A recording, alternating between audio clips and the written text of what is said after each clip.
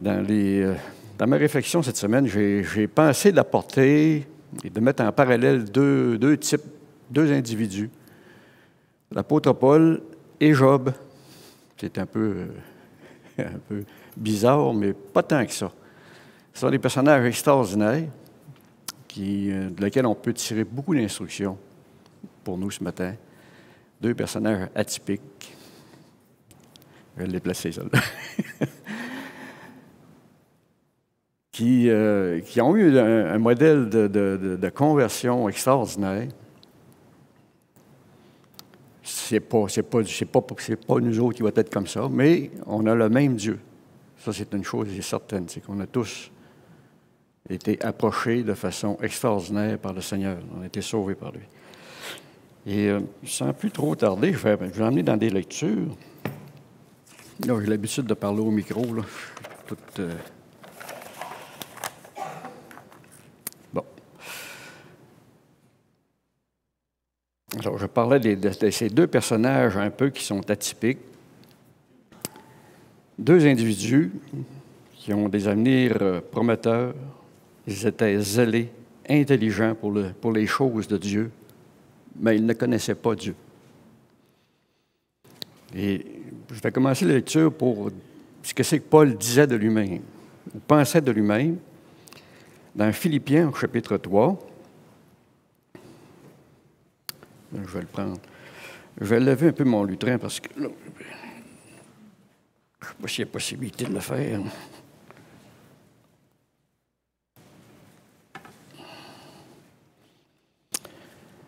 Bon, j'ai dit Philippiens, chapitre 3.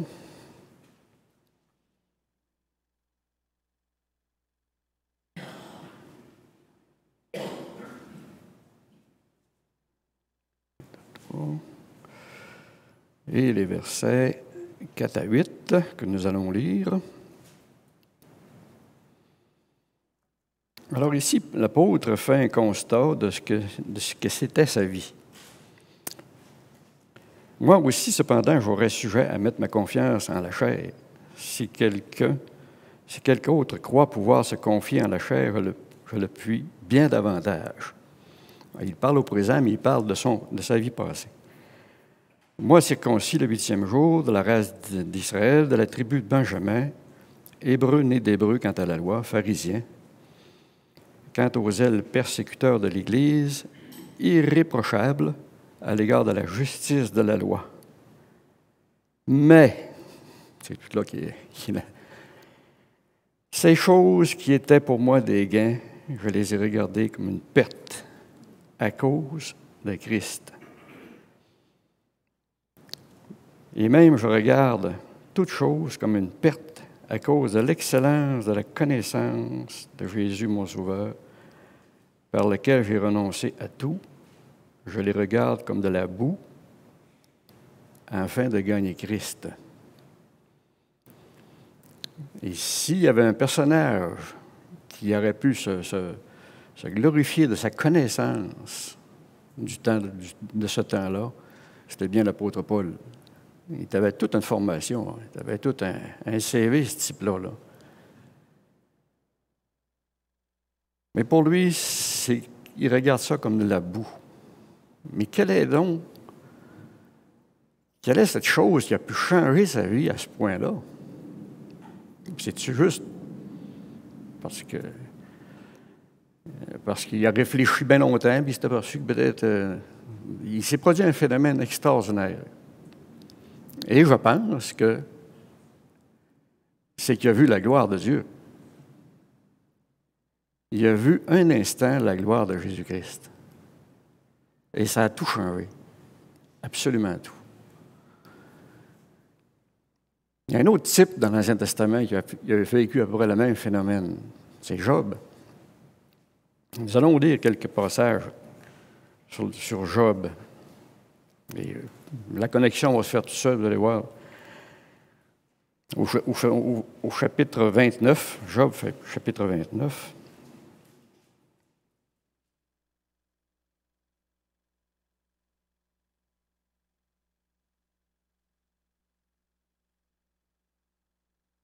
Et on va lire le verset 8. à 10.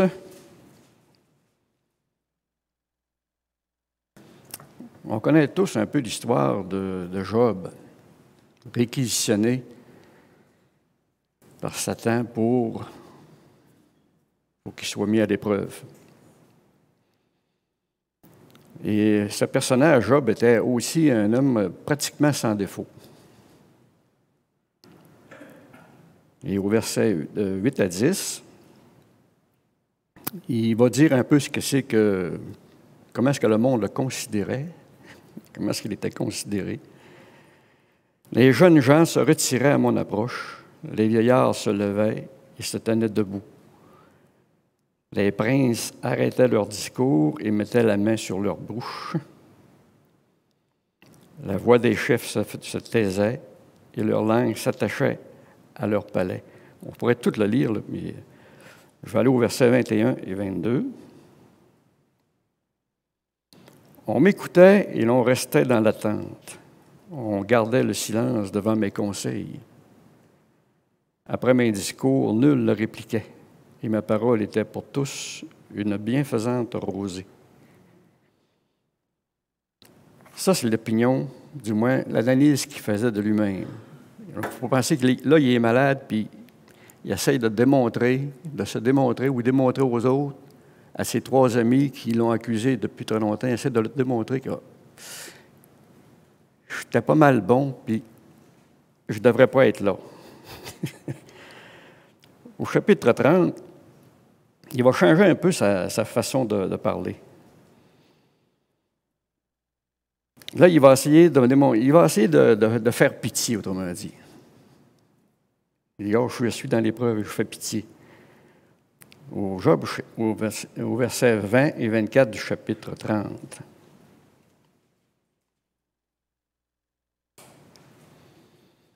Je crie vers toi et tu ne réponds pas. Je me tiens debout et tu me lances ton regard. Tu deviens cruel envers moi.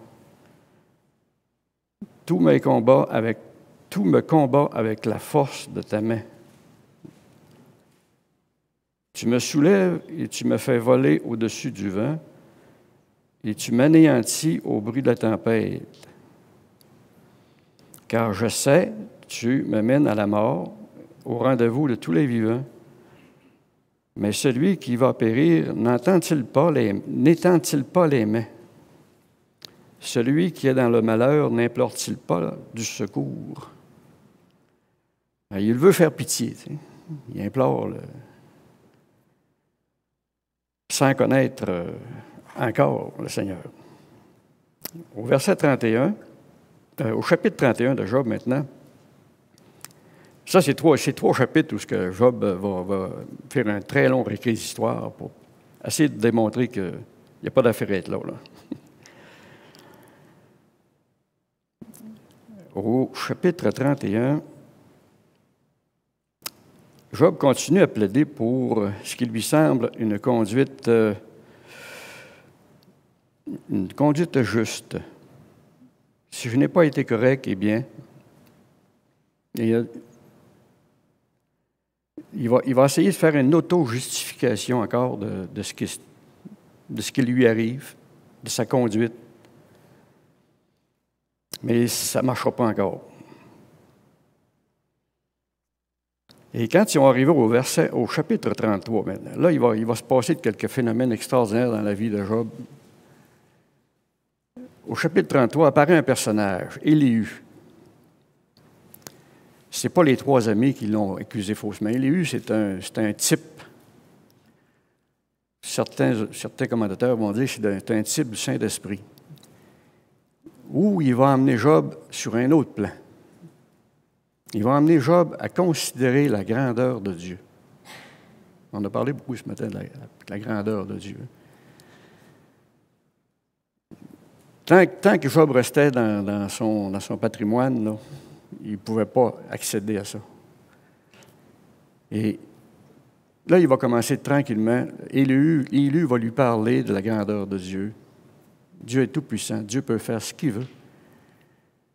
Il a tout créé. Tout fonctionne d'après la parole de Dieu, dans l'ordre de Dieu. Tout est fonctionnel dans la création à cause de Dieu. Puis Job va se réveiller, tranquillement, il se réveille. Et ce qui est fantastique, c'est qu'au chapitre 42,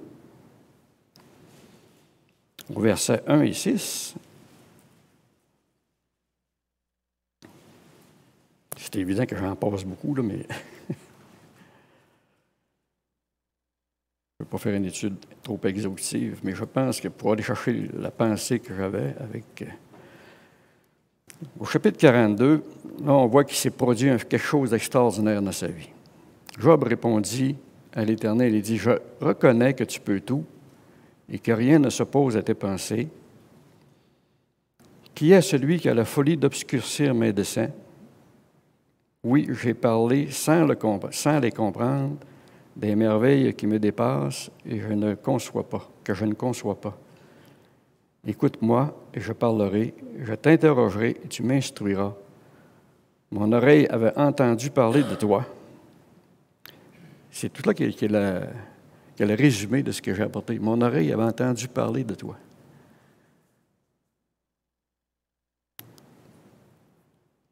Il dit, mais maintenant mon œil t'a vu. Il semblerait que Dieu s'est révélé à Job d'une façon très spéciale. Fort probablement qu'il a vu un peu de la gloire de Dieu.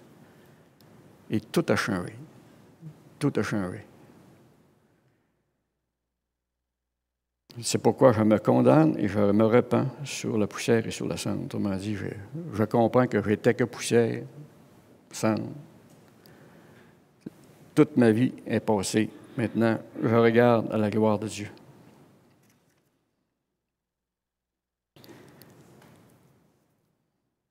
C'est un peu ce qui s'est produit dans nos vies aussi, là. Notre vie était...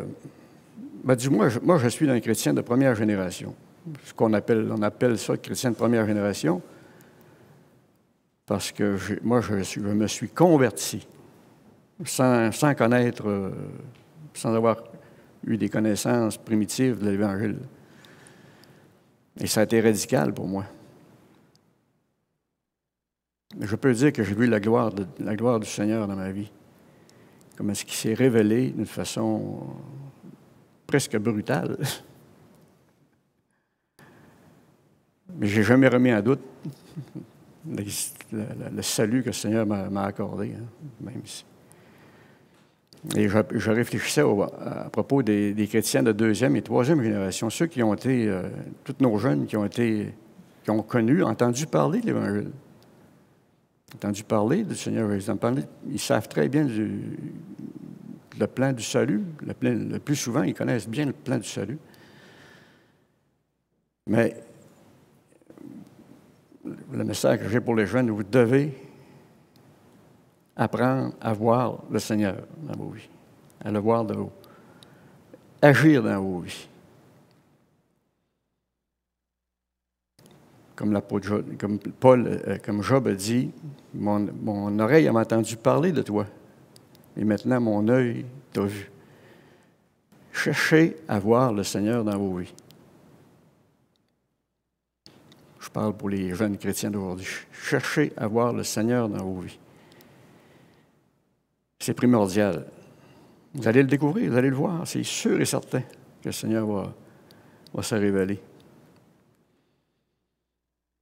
J'avais un témoignage comme ça d'un petit gars qui est mon beau petit-fils.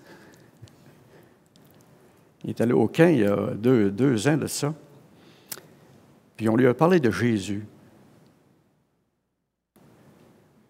Et ça lui est resté dans l'esprit, ça. Jésus, il connaît tout, il est tout puissant.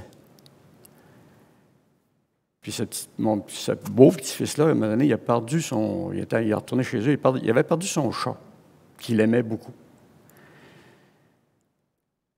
Puis ils l'ont cherché partout dans la ville, ils ont fait des annonces, ils n'ont rien trouvé. Puis là, il dit, je vais prier Jésus.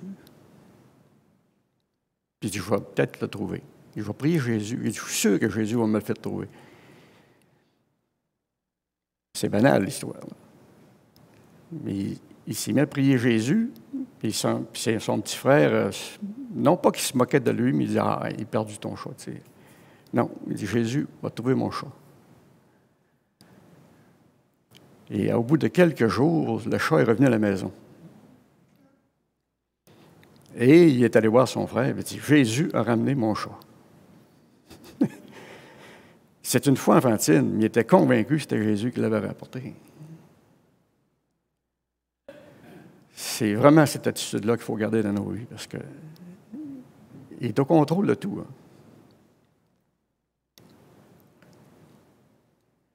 C'est ma prière ce matin pour chacun d'entre nous, pour les plus vieux, renouer avec la puissance et l'autorité du Seigneur dans nos vies.